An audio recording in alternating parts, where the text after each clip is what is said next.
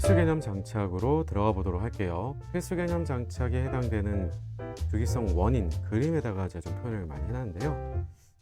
이 정도 느낌만으로 기억하고 계셔도 문제를 푸는데 크게 지장이 없습니다. 무슨 말이야 라고 하면 이 모든 주기성의 원인은 크게 두 가지로 요약이 되죠. 그 모든 것들 하나로 묶어서 보면 결국은 사실 쿨롱의 안정화 에너지와 같은 정전기적인 힘 정도로 생각할 수가 있겠고요. 그 원인, 변수가 될 수 있는 건 두 가지잖아요.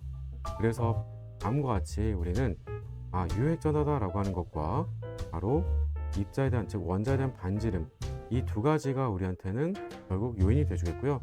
따라서 덕분에 가장 바깥쪽에 있는 전자는 그만큼 핵으로부터 거리가 멀리 떨어져 있어서 얼마큼 멀리 떨어지는지가 우리한테 인력을 결정해 주겠죠. 그래서 거리가 가깝게 있는 전자일수록 인력이 크겠고, 그리고 또한 그 전자에 대해서 우리가 유효핵전화가 크게 작용하면 작용할수록 우리는 인력이 커서 이온 에너지라든지 전자 친화도라든지 전자를 구하는 정도가 클 것이고, 그리고 전자쌍으로 보자라고 하면 전자쌍을 잡아당기는 정도도, 왜냐면 전자쌍 잡아당긴다라고 하는 전기음성도는요 결국 이온 에너지와 전자 친화도의 평균값과 비슷한 의미예요.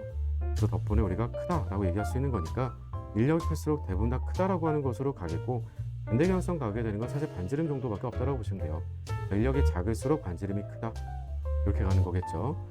자, 그런데 이 반발에 해당되는 부분을 고려해 주게 되는 게 곧 유핵전화다라고 하는 것, 즉 유핵전화에는 주의점은 거리라고 하는 게 들어있는 건 아니에요. 그러니까 핵전화에다가 전자 간에 대한 반발을 고려해줘서 그 반발만큼을 빼줘서 알자로 받게 되는 힘, 이 정도 생각하시면 될 거예요. 자, 그런 내용들도 우리가 문제를 풀면서 또 추가적으로 비교들이 나오게 되면 어떻게 비교 따질 수 있는지 이런 것들 이따 더 문제에서 확인해 보도록 하고요. 이번에서는 그래서 다음과 같은 주기성의 원인들 가지고 해석해 주게 되는 내용들을 쭉 묶어서 정리를 해드렸는데요.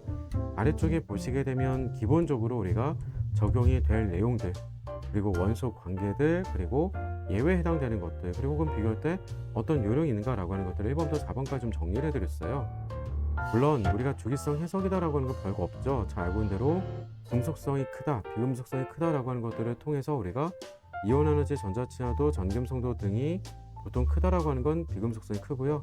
반대로 원자 반지름이 크다라고 하게 되면 우린 금속성이 크다, 전자 쉽게 잘 뺏긴다, 이 정도 간다라고 하는 거, 그런 거 정도 어렵지 않을 거예요. 그리고 이런 내용들 가지고 예외가 적용된다라고 하는 것들은 꽤 많아요. 꽤 많은데 그 중에서도 우리가 순차적 이온 에너지까지 계속 적용 가능해서 꼭 반드시 비교할 때 따져줬어야 될 내용 가운데 하나는 뭐냐면 2주기, 3주기에서 우리는 늘 주기성 따져주는데 15족, 16족에 대한 예외가 적용된다라고 쓰는 제1 이온화 에너지 정도만 적용이 되는 것 뿐인 거고요.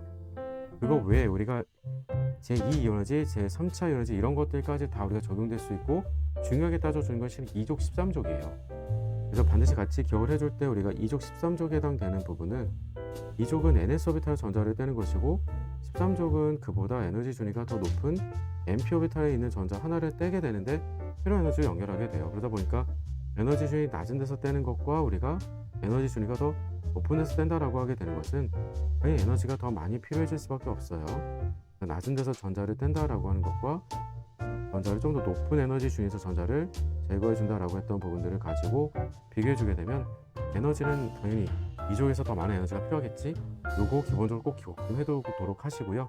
그리고 강조드리고자 했던 것은 전자 친화도 비교예요. 실은 전자 친화도 비교라고 하는 것은 전자를 붙인 다음에 그 전자를 떼는 데 필요한 에너지로 비교를 가져가 주시면 정말 손쉽게 비교가 가능해요. 그래서 순차적 이온화 에너지 비교를 하는 내용이나 우리가 전자 친화도 비교하는 내용이나 실상 거의 같다라고 보시면 돼요. 다만 우리가 기본적인 정의가 돼주는 전자 친화도, 왜냐면 전자 친화도는 순차적 전자 친화도 의미가 없어요. 그래서 전자 친화도는 바로 중성 상태 전자를 얻어서 음이온 기체가 될 때 에너지를 얼마만큼 많이 내놓는 거니라고 하는 건데요. 반대로 뒤바꿔주면요, 그냥 음이온에서 전자 1몰을 제거하는 데 필요한 에너지로 따져주면 되겠고요. 곧 그 말이 0차 이온화 에너지로서 우리가 비교를 가져가면 되겠다라고 하는 것이고, 그럼 0차 에너지보다 1차 에너지, 1차 이온화 에너지보다 2차 에너지가 가면 갈수록 더 어렵죠. 더 떼기가 어렵잖아요. 그러다가 급격한 증가를 보이면 원자과 전자수만큼 떼고 그 다음 전자를 떼기 때문에 어렵구나, 이렇게 연결해서 우리는 족번호까지 파악이 가능하겠다, 이렇게 내용을 기억하고 있어야 되겠고요. 예외에 관련된 것들까지 아래쪽에다가 그림으로 묶어서 넣어드렸으니까 문제 푸시면서 막히거나 그러면 다시 한번 찾아오셔가지고 확인 정도 하는 것으로 참고로만 봐두시면 되겠고요.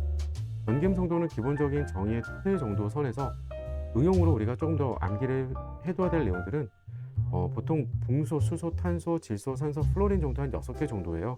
이 6마리 정도만 추가로도 암기를 좀 해두도록 하시고, 나머지들은 굳이 정의를 또 바꿔가지고 우리가 복잡하게 갈 것들은 뭘 써도 상관없어요. 그냥 플로린 기준으로 해서 얼마큼 전자를 잘 잡아당기는지, 그것은 예외 없이 우리가 오른쪽에 있는 원소일수록 위쪽에 있는 원소일수록 전김 성도가 크다, 이 정도만 기억하고 계시면 될 거예요. 물론 18쪽 제외하고요. 자, 그럼 이런 내용들 잘 암기되어 있으신지 개념 체크 가지고 반드시 꼭 확인해 보도록 하시고요. 이게 잘 되신 분들은 대표 기출 문제를 통해서 저와 함께 어떻게 적용시켜 줘야 되는지 지금 바로 확인 들어가 보도록 할게요. 지금 시작합니다.